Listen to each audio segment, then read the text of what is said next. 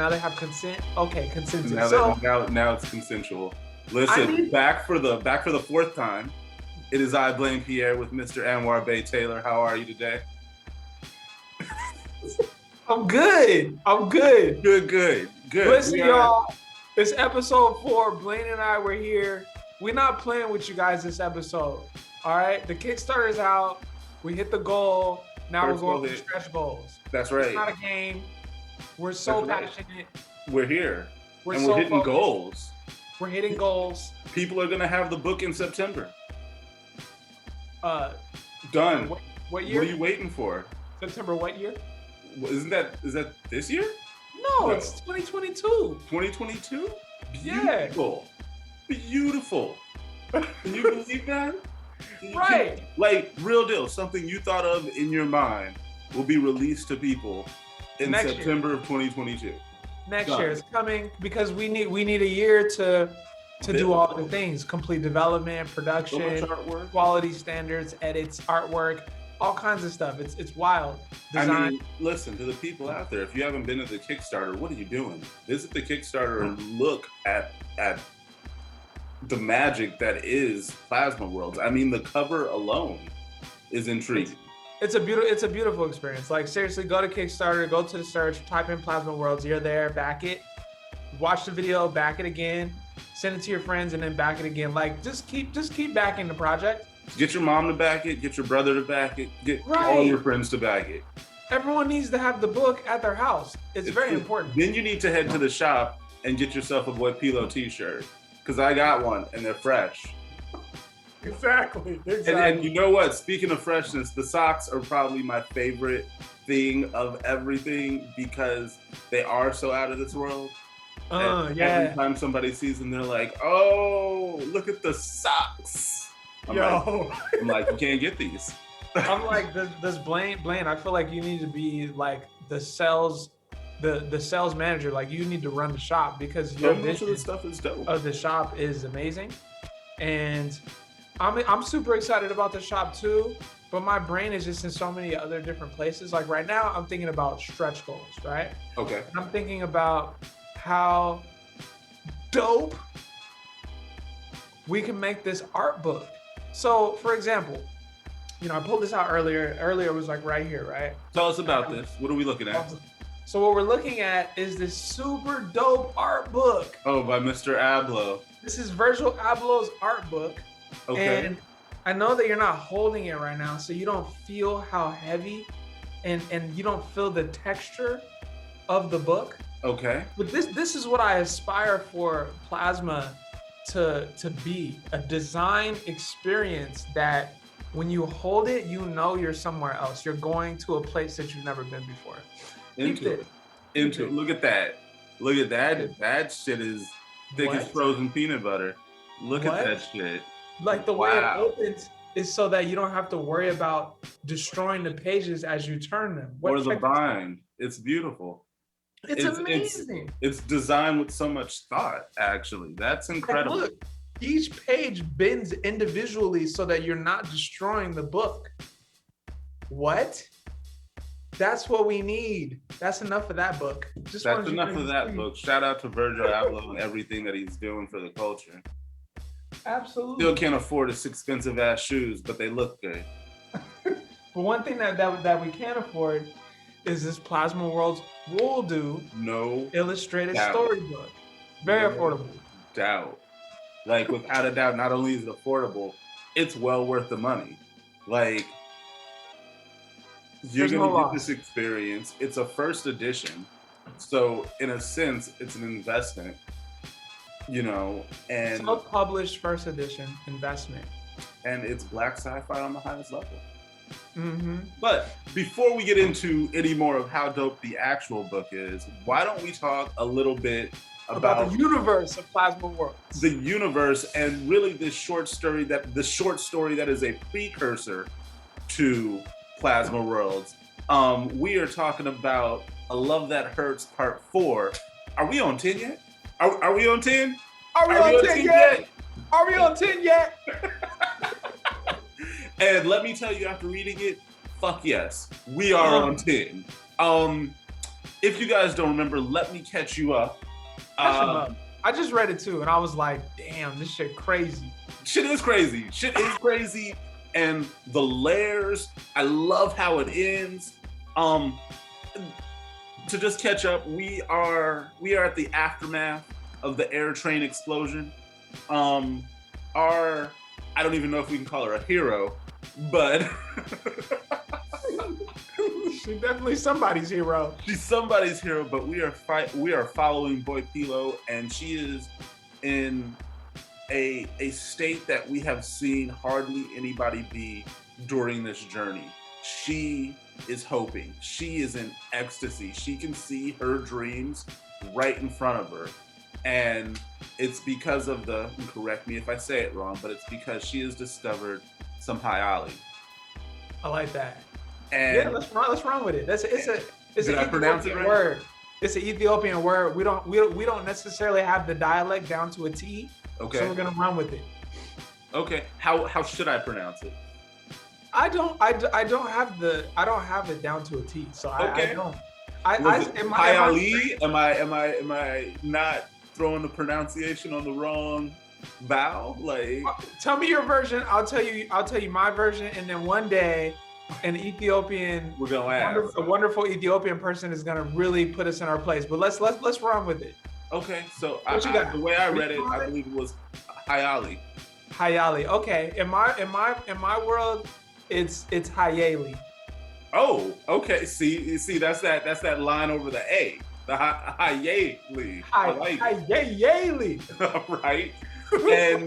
and Boy Pilo has the Hayali, and she's dreaming. She can see her aspirations of space travel finally be real. They're tangible. They're in her hand. And no sooner than she sees her life turning around in her mind's eye is, as you so eloquently put it, her breath is taken away like an asthma attack. But it is oh so much worse. Woo. And she is hit. Now, can you tell me why it is in your writing you're so harsh? I mean, you bring us to these points of hope just to extinguish it in the harshest way possible. Why are you doing this to us, Anwar? Bro, the world is harsh. I don't know why, right? It's just okay. Like I know that this world is harsh, right? Like people live, people struggle, people experience joy, people succeed, people fail, people die. Random stuff happens to random people every single day. World. And so that's just what's running through my head. And like, okay, I was just writing it, and you know, we got a agent. What is it? Agent Z1. Agent Z1. Agent Z1. In the cut. He over there talking like he's the train conductor from the beginning when he first saw her. And let me just say, once she's hit,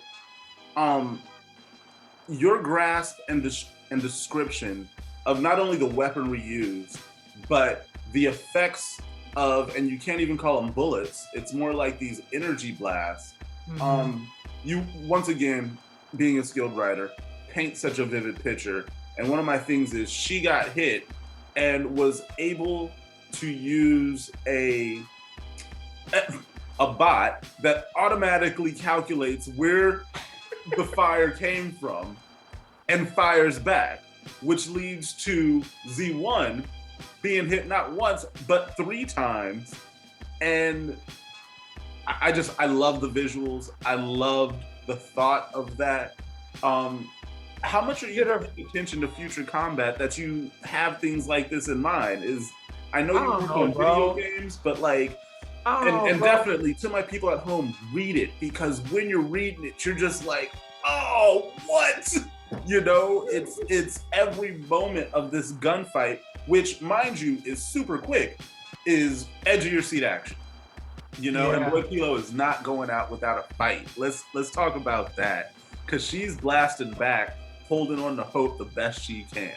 100%. And it was like, when I was writing it, I was like, okay, boom, there's a drone in the air. She sent that up there in the other chapter.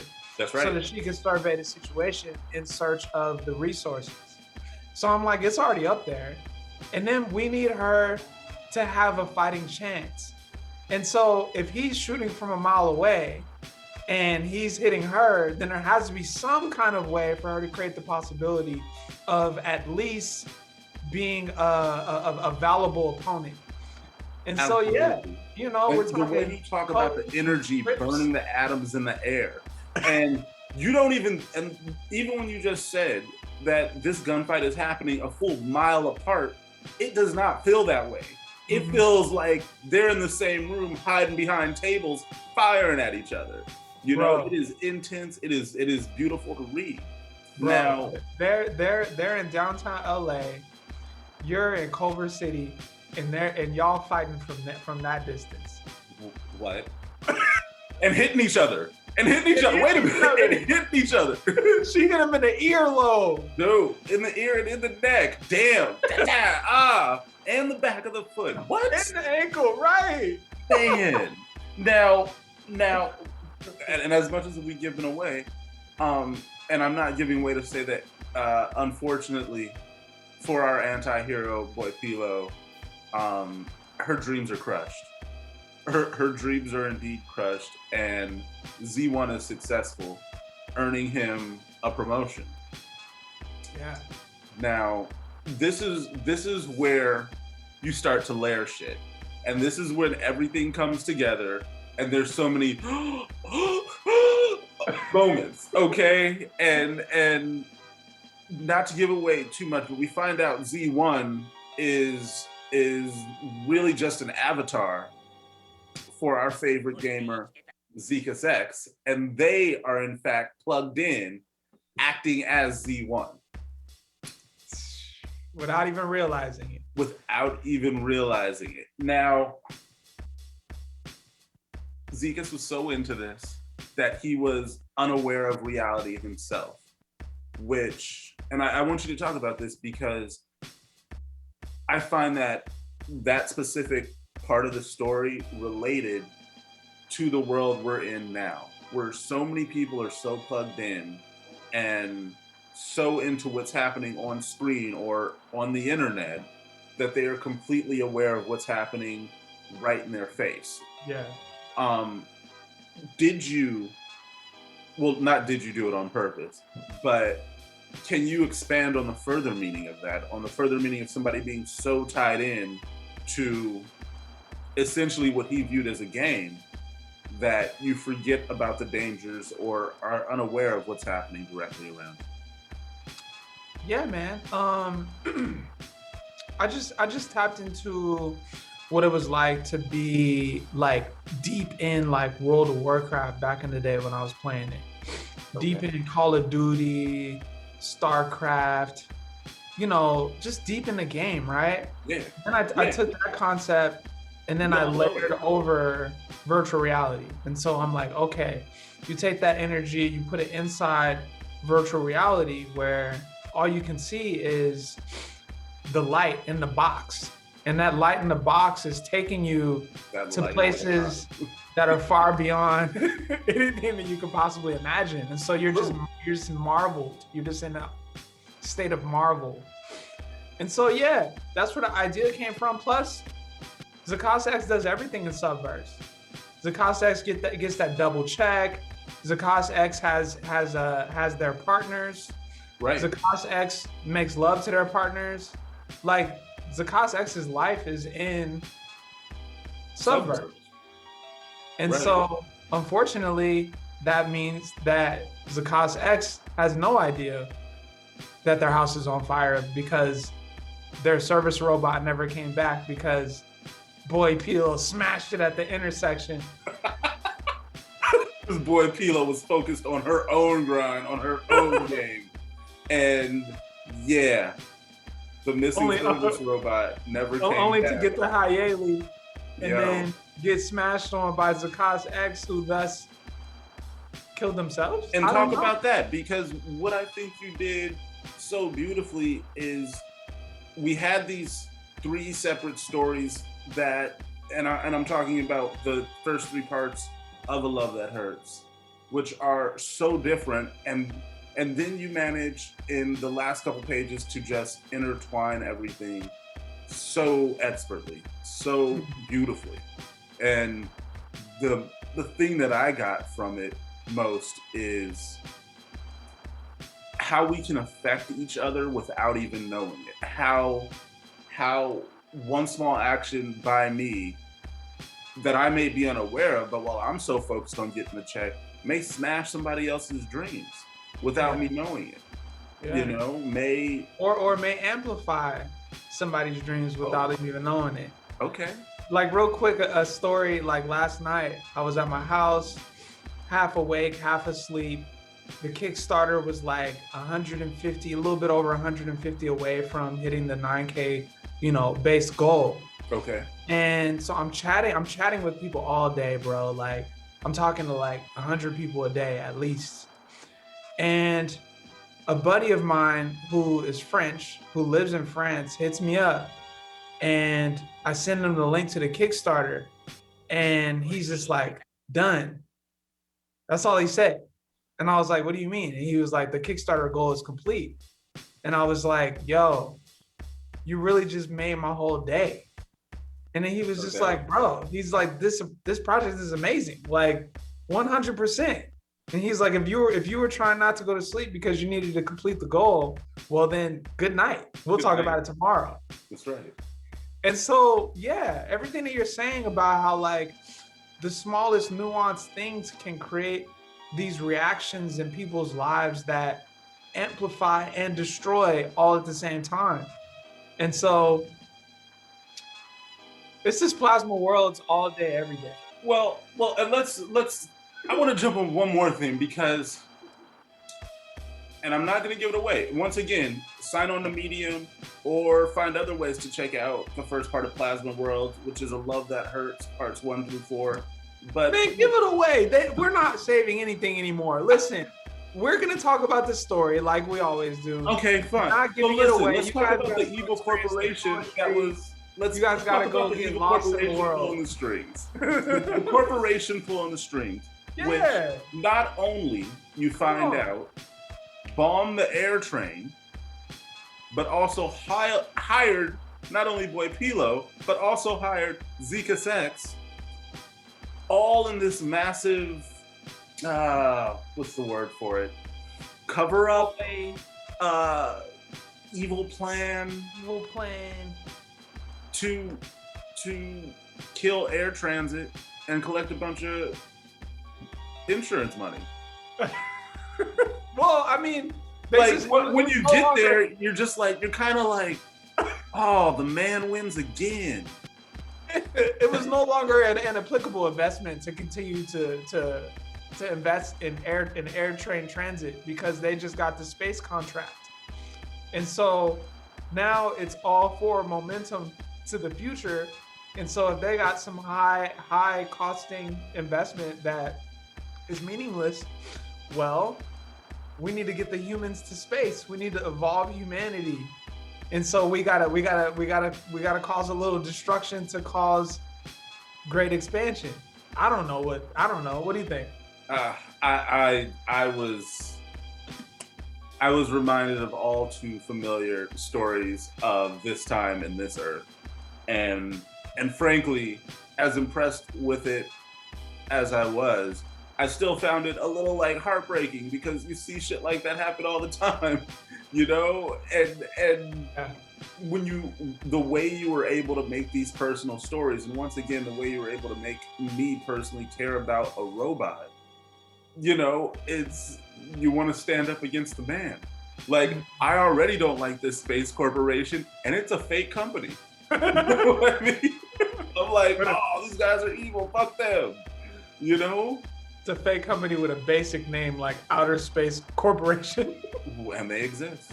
And they exist. And there's another thing I want to talk about, because at the beginning of part 4, you start with, and I don't know if it's a mantra, but you start with some words Woldu is telling himself, and it starts with focus and being present. and I found it very powerful even before reading the last chapter.